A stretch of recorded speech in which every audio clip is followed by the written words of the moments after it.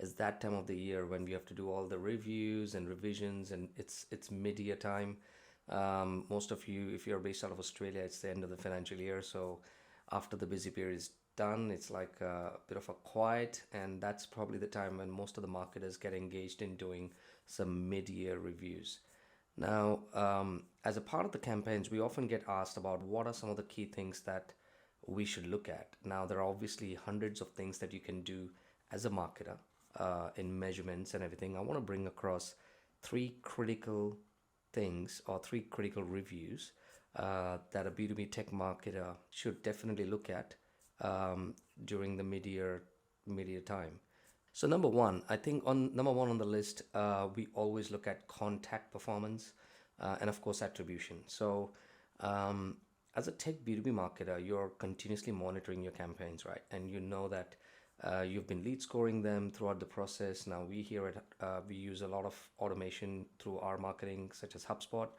It gives you a clear indication of how a particular contact has moved through various buyers stages, and what kind of right from the MQL stage or even first touch point to the last touch point. So there are different ways you can do not just the attribution, but also try to measure the success of what your performance of your contacts have been, how they've moved through the journey, and are you really doing those handovers, the critical handovers when at crucial stages of the junction, are you having the right follow-up mechanisms? Are you having the right kind of lead management system that you've set up with your sales team to take it further?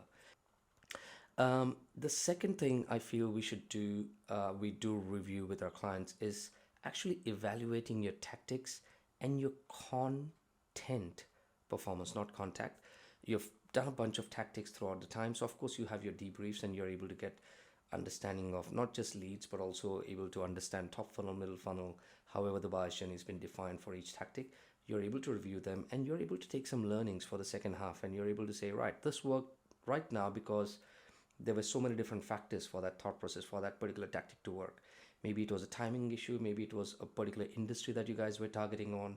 There could be so many different permutation and combinations that you guys are doing, and you don't know how you can mend it in your second half of the year. So it's important for us to have that thought process in mind on how your campaigns have been designed, how you're building the awareness, the engagement, the conversion rates, and you're able to pinpoint them to the salespeople and how these things move. More importantly, with content performance, obviously you're able to not only track the engagement, but then you get the most important thing out of this is repurposing. Repurposing content is absolutely crucial. You do not want to create a single type of content that's been building up and down and same topic in different portfolios. You would rather have a same message in different content pieces that you're able to generate. So you want to be able to adapt on, or at least figure out what are the key areas or weak content pieces are really working for your business, and what kind of tactics are actually bringing value to those content pieces. So sometimes paid media, LinkedIn ads, social selling, events, nurture, whatever you're doing, you're able to combine these content pieces and those tactics together to see what is the magic that they're creating together. There's no such thing as a silver bullet, but you're definitely able to create a plan on what are some of the key combinations are working for your organization, and you just want to repeat and rinse, and you got to keep doing it over and over again. It's all about consistency and tech B2B marketing specifically. The last but not the least is obviously reviewing and resetting or maybe rescoping your mid-year goals. So this is a good time when you guys have just finished the storm of the end of the year. Everyone wants to take a bit of a break. And this is a great opportunity for a marketer because remember, and again, if you're in ANZ or APAC region, by the time it comes to December, Jan is generally just a blackout period for marketing. I mean, you can still do a lot of things then in terms of planning and performing, but you want to make sure that you want to make the most of the next 4 or 5 months until November. And most of the times, November is when you're actually trying to get clients to a more either nurture or delight stage of your campaign journey. So revisiting the goals and understanding what measurements are you getting, and identifying the gaps, key reasons behind them is very important. You need to know What are some of the strategies that have worked and what really needs. And I say this over and over again. The most important part about goal setting is it is not a marketer's goal, it is a business goal.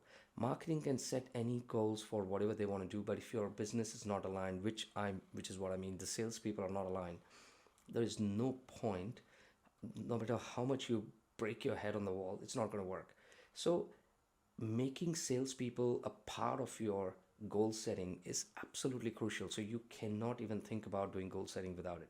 So I would really, really focus my attention on saying, right, these are X number of campaigns that we have done, and we did great at, let's say, top funnel level. We are able to bring the engagement in. There's a lot of awareness, there's a lot of drive, there is traffic, there is the right kind of people are coming in, and we're getting a lot of conversions as well at a marketing qualified level conversions. But then they're not converting any further, or they're not progressing. Why? So there must be some speed humps, and this is why sales have to jump in. There has to be a proper handover between marketing and sales, without which you're absolutely wasting your time. So please, when you do this goal setting, make sure that your salespeople are actually a part of your workshops or whatever you want to run. If you want to know how to run these goal setting workshops, please let me know. I'm happy to come and jump in. Yes, I'll charge you money for it, but the point is, it's important for you to know what are the key steps you need in building this goal setting workshops, and ultimately you're a part of the same team. You want to make sure that your organization is obviously growing as a part of this whole initiative. So look, the three things that I just mentioned about, the first one obviously is the contact performance and attribution. Second is to make sure your tactic and content performance, very important, especially for repurposing. And third, and the most probably important one, is rescoping or reviewing your mid-year goals, how you've done, what are the gaps, what you can do to focus on and make it bigger and better. So I hope you enjoyed the video. I'm happy to bring on more such content. If you like it, please send me some comments or likes or whatever you have any questions about. I'm going to be showcasing this on various channels like YouTube and LinkedIn and everything. So if you want to know more about certain things, click on the link below, and more than happy to have a chat. Until then, happy marketing.